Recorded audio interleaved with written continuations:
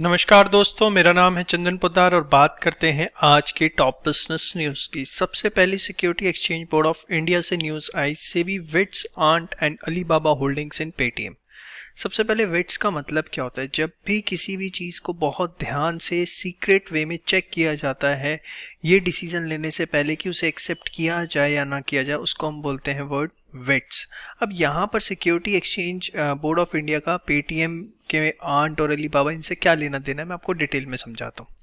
देखिए, पेटीएम ने जो है इस साल आईपीओ के लिए अप्लाई किया हुआ है, उसे आईपीओ जो है अपना मार्केट के अंदर लेके आना है। पेटीएम जो है वो एक प्रोफेशनली मैनेज्ड कंपनी है। प्रोफेशनली मैनेज्ड कंपनी किसको बोला जाता है? ऐसी कंपनी जिसका कोई प्रमोटर नहीं होता, तो उसको जो है प्रोफेशनली मैनेज्ड कंपनी कहा जाता है। अब आप कहेंगे पेटीएम के तो प्रमोटर हैं, तो देखिए हमारे हिसाब से प्रमोटर है, लेकिन उसके इतने इन्वेस्टर्स चेंज हो चुके हैं, इतना टाइम उसे हो चुका है कि as per legal aspect point of view उसके जो है प्रमोटर्स एग्जिस्ट नहीं करते। कंपनीज विदाउट प्रमोटर जो है वो कैटेगरी में आ जाती है, इसलिए उसे पीएमसी बोल दिया गया।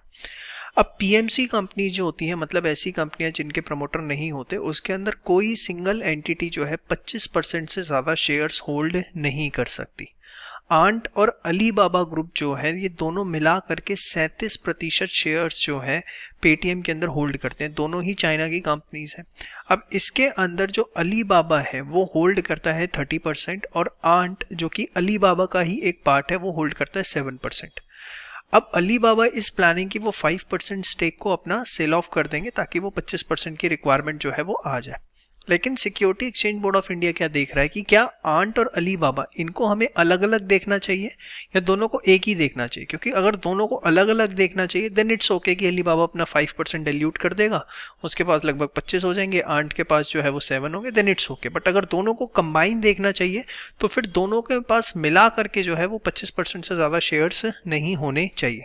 तो इसी चीज़ को लेके जो है security Exchange Board of India जो है बहुत केयरफुली और तरह तरीके से जो है देख रहा है कि भैया क्या हमें दोनों को एक कंसिडर करना चाहिए, दोनों को अलग अलग कंसिडर करके हमें पेटीएम को अप्रूवल देना चाहिए। और इसका रीज़न मैंने आपको बता दिया, दोनों चाइनीज कंपनी है और आंट ग्रुप जो है वो बेसिकली अलीबाबा का ही एक पार्ट है। तो उम्मीद करता हूँ आपको न्यूज़ समझ में आई। उसके बाद बॉइंट मार्केट स्पर्स आईपीओ फाइलिंग्स। बॉइंट वर्ड जिसका मतलब होता है हैप्पी एंड कॉन्फिडेंट, और स्पर्स मतलब कुछ ऐसी चीज जो आपको एनकरेज करती है, मोटिवेट करती है। तो इस समय आपको पता है जो निफ्टी है वो ऑल टाइम हाई पर चल रही है। 2020 की बात करूं तो उसने लगभग जो है 15% का रिटर्न दिया। इस साल भी जो है वो लगभग 16% ऑलरेडी वो चढ़ चुकी है। तो इस वजह से कहीं ना कहीं जो कंपनीज हैं उनके बीच में एक कॉन्फिडेंट फैक्टर है और वो जो है अपने आईपीओस लेके आ रही है। रिपोर्ट के अनुसार अब तक लगभग जो है 58 कंपनीज अपने आईपीओ के पेपर्स जो है सेबी के पास फाइल कर चुकी हैं कि वो आईपीओ लाना चाहती हैं, और इस साल एक्सपेक्ट किया जा रहा है कि लगभग 100 कंपनीज जो है अपना आईपीओ लेके आ सकती हैं। अभी हाल फिलहाल इसी साल जो है पेटीएम, मोबीविक, अडानी विलमार, पैसा बाजार, न्यायका और केविंटर ये अपना जो है आईपीओ लाने वाले हैं। इनका आईपीओ पाइपलाइन के अंदर है और हो सकता है रिलायंस रिटेल का आईपीओ भी इस साल एंड तक आपको देखने को मिल जाए। इससे पहले 2006 के अंदर 160 फाइलिंग्स जो है सेबी के साथ हुई थी फॉर आईपीओ, और उसके बाद कहीं ना कहीं अगर आप बात करें इस साल की 2021-22 की, तो यहाँ पर जो अब तक 58 टोटल फाइलिंग्स हो चुके हैं। पिछले 2 सालों का अगर आप सम करें तो उससे भी कहीं ज़्यादा है। तो बहुत ही अच्छी एक न्यूज़ है मार्केट के लिए, लेकिन ये आईपीओ का ट्रेंड कब तक चलता है देखने वाली बात है। क्योंकि जनरली ये भी देखा गया है कि जब आईपीओ आना बंद हो जाते हैं तो उसके बाद एक बार मार्केट के अंदर अच्छी करेक्शन 20-25% तक की देखने को मिलती है। खैर इस साल तो ये करेक्शन देखने को नहीं मिलेगी क्योंकि दबा के आईपीओ आने वाले हैं। इसके बाद आगे बात करते हैं वोडाफोन आइडिया की। इन्होंने रिव्यू पिटीशन सुप्रीम कोर्ट में फाइल करी है एजीआर कंपटीशन के लिए, that is adjusted gross revenue. ये मैं आपको पहले भी बता चुका हूँ कि बेसिकली एडजस्टेड ग्रॉस रेवेन्यू क्या आता है। ये एक तरह की फीस होती है जो डिपार्टमेंट ऑफ टेलीकॉम जो है टेलीकॉम कंपनी से चार्ज करता है on the basis of usage, on the basis of revenue आप कह सकते हैं। तो हुआ ये था कि वोडाफोन आइडिया के ऊपर जो है डिपार्टमेंट ऑफ टेलीकॉम ने 58,000 करोड़ रुपए का दावा ठोक दिया था कि भैया इतने तुम्हें देने, जबकि वोडाफोन आइडिया का कहना है उसमें बहुत सारी कैलकुलेशन एरर्स हैं और फॉर्मूला गलत लगाया गया है, और वो जो हमारी लायबिलिटी है अब 21,500 करोड़ रुपए की बचती है, और क्योंकि हम 7,800 करोड़ रुपए ऑलरेडी पे कर चुके हैं। तो अभी एक बार वोडाफोन आइडिया ने सुप्रीम कोर्ट में जब इसके लिए अप्लाई किया था तो सुप्रीम कोर्ट ने उसको रिजेक्ट कर दिया कि हम दोबारा रिकम्प्यूट नहीं करेंगे। फिर से जो है वोडाफोन आइडिया ने अप्लाई किया है रिव्यू पिटीशन के लिए। कॉन्स्टिट्यूशनल राइट होता है कि अगर आपको लगता है आप सुप्रीम कोर्ट के डिसीजन से खुश नहीं है तो आप रिव्यू पिटीशन जो है फाइल कर सकते हैं। तो यहाँ पर रिव्यू पिटीशन फाइल की है और अगर ये रिव्यू पिटीशन सक्सेसफुल हो जाती है तो वोडाफोन आइडिया को बहुत ज़्यादा रिलैक्स मिल सकता है।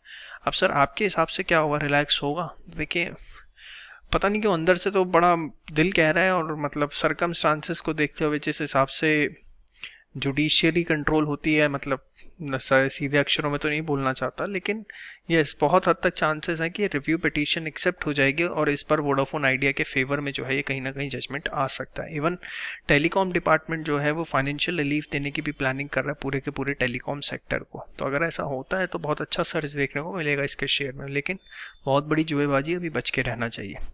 उसके बाद चाइना के अंदर एक अलग ही गेम हो रहा है। अब चाइना के अंदर क्या होता है कि जो स्टेट मीडिया के अंदर किसी भी सेक्टर को लेके अगर रिवर्स कमेंट आते हैं तो उसके शेयर धड़ान गिरने शुरू हो जाते हैं। ऐसा क्यों हुआ?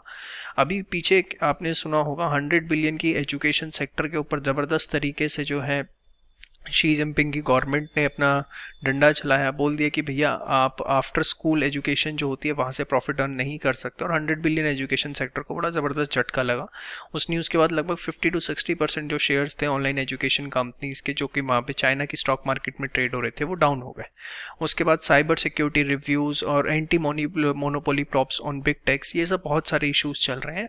और इसकी वजह से अब हो क्या रहा है कि वहाँ के जो इन्वेस्टर्स हैं कि स्टेट मीडिया के अंदर गवर्नमेंट के जो नुमाइंदे हैं वो क्या बोल रहे हैं, किस सेक्टर को टारगेट कर रहे हैं, that might be like digital gaming, E cigarettes, property, baby formula, तो किसी भी चीज़ को लेकर हल्का सा कुछ बोलते हैं कि ये चीज़ सही नहीं हो रही, बस उसका जो शेयर है धड़ाम दिना मार्केट में गिरता हुआ दिखता है।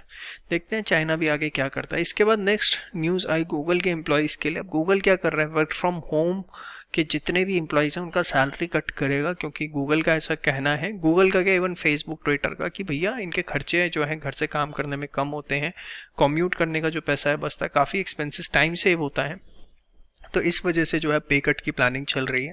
और गूगल, फेसबुक, ट्विटर जनरली ये ट्रेंड सेटर होते हैं, ये जो लोग ट्रेंड सेट कर देते हैं वो आगे नीचे तक देखने को मिलता है। तो अगर ऐसा होता है तो मल्टीपल कंपनीज जो हैं आगे इस ट्रेंड को कंटिन्यू कर सकती हैं। तो ये थी आज की टॉप बिजनेस न्यूज़। ये पीपीटी आप हमारे टेलीग्राम चैनल से ले सकते हैं। Do subscribe this channel and please share this video with your maximum friends. जय श्री राम।